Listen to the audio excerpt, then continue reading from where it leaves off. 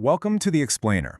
Today, we're going to dive into a pretty wild spiritual cosmology called the realm of ultimate bliss. You see, this text doesn't just map out our world. It maps out all these unseen realms that exist right alongside us, maybe even inside us. And it completely challenges how you think about reality. So let's get into it. So the whole thing kicks off with this really cool idea. What if our reality, the one we can see and touch, what if it isn't the whole story? What if our entire universe has this invisible, kind of ghostly twin? Okay, so here's how it breaks it down. You've got two basic spaces. First, there's our positive universe. Think of it as our world. It's solid, it's physical, and everything in it has a lifespan. It ends. But then you have the negative universe. This place is formless, eternal. Time as we know it has pretty much disappeared there. So that's the core idea, right? Our world of substance existing right next to a reality of pure, timeless spirit. And this negative space, that's what they call the realm of ultimate bliss. The text says getting there is a lot like entering a dream. It's not a physical place you can just fly to, it's more of a state of being you tune into. And get this, how big it is or what you even see there depends completely on your perception, on your own spiritual awareness. All right, so we've got the basic concept of this other reality. But how is it all organized? Well, it turns out this realm isn't just one big empty space. It's actually a huge collection of different worlds. The text breaks this whole cosmic space down into 10 great continents. Now, these aren't continents like Africa or Asia. Think of them more as different Buddha lands, and each one corresponds to a different level of what's called Buddha nature, which is basically the potential for enlightenment that's inside all of us. So you have places like the Lotus Continent, the Fairy Archipelago, all the way up to the Supreme Enlightenment Continent. These are the major territories of this other reality. But here's the catch, you can't just hop from one to another. Moving between them depends entirely on your spiritual power. It's all about your level of awareness. So what do these places actually look like? I mean, really. The source gives us some unbelievably vivid descriptions, where reality itself is totally fluid and shaped by whoever's looking at it. Let's start the tour. Okay, first stop is the Lotus Continent.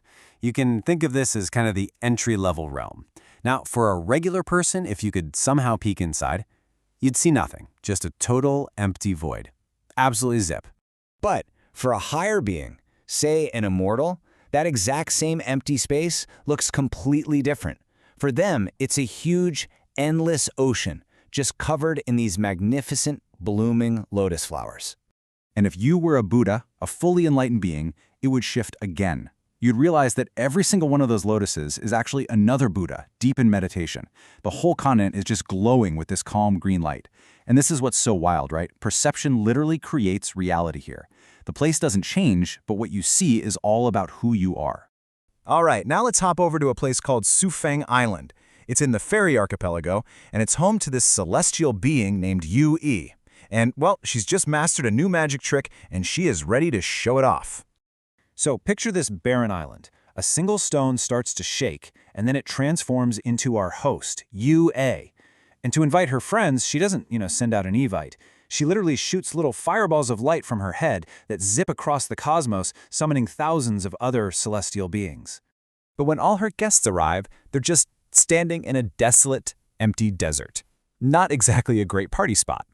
So one of them, this big, booming character named Cheyenne, the red-faced bodhisattva, he basically calls her out. You invited us here just to stand in a wasteland? And that, right there, is the cue she was waiting for. And this is where things get really cool. Watch how she creates the entire party from absolutely nothing. With one wave of her sleeve, poof, a magnificent palace appears. With another wave, a magical garden full of fruit trees just springs into existence.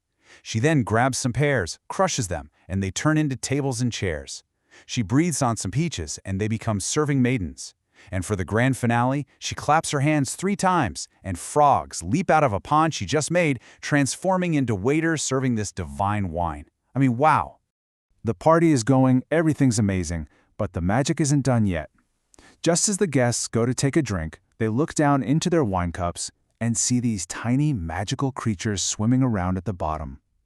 One person gets a little dragon, another gets a turtle. It's a personal gift of spiritual energy, created just for them right there on the spot.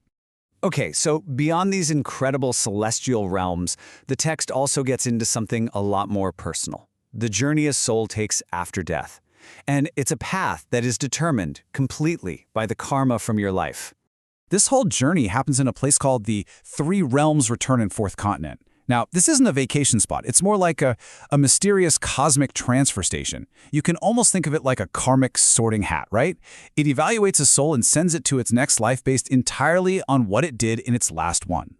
So according to the text, before you can be reborn, you might have to pass through a series of up to 6 pretty challenging realms to, pay off your karmic debt. If you harmed a life, you go to the fire refining layer. If you harmed kind people, you go to the freezing layer. If you were a total tyrant, you could end up in the animal realm. And get this, even dying while you owe someone money means a stint in the domestic animal realm to repay that debt. So, let's put it all together. What we're seeing is that the source isn't just describing a few cool magical places. It's laying out a complete, multi-layered map of everything. It connects the lowest rungs of karmic debt all the way up to the highest heavens. And you can see here how it's all organized into 3 main categories. You've got your higher spaces, that's the realm of the gods, the Pure Land. Then you have the lower spaces, which include all those karmic realms we just talked about. And what's really fascinating are the neutral spaces, which include our natural world, the dream realm, and even, believe it or not, the realm of bacteria. So you see, this text isn't presenting itself as just some fantasy story. It's meant to be a spiritual map, a way to understand our place in the cosmos and see the real consequences of our actions. And that leaves us with a pretty provocative question, right? If this map is real, which way are you headed?